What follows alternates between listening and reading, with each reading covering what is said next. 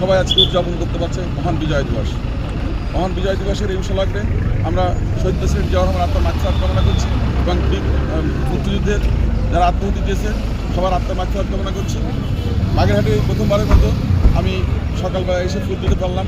নিজে খুব ভালো লাগছে যে আমার জেলার কেন্দ্রীয় শহীদ মিনারে এসে আমরা শহীদদের শ্রদ্ধা নিবেদন করতে পারছি এবং আমাদের যারা জাতীয়তাবাদী আদর্শে যারা আমরা আছি, যারা আমরা বাংলাদেশকে বিশ্বাস করি, যারা স্বাধীনতা আমরা বিশ্বাস করি, তারা আজকে আমরা আমরা মনে করি এই ধারা অব্যাহত থাকবে।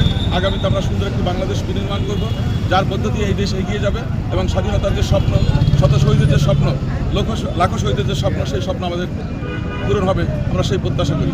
আমরা আশা করব আমরা সবাই মিলে এই বাংলাদেশটাকে একটি সুন্দর, একটি স্বাধীনভার বাংলাদেশ গড়ে তুলব এবং শহীদ জিয়াউর রহমান যে স্বপ্ন দেখেছিল একটি স্বাধীন স্বর্ণের বাংলাদেশ, আমরা সেই বাংলাদেশ নির্মাণে সক্ষম হবো, সেই প্রত্যাশা রাখছি।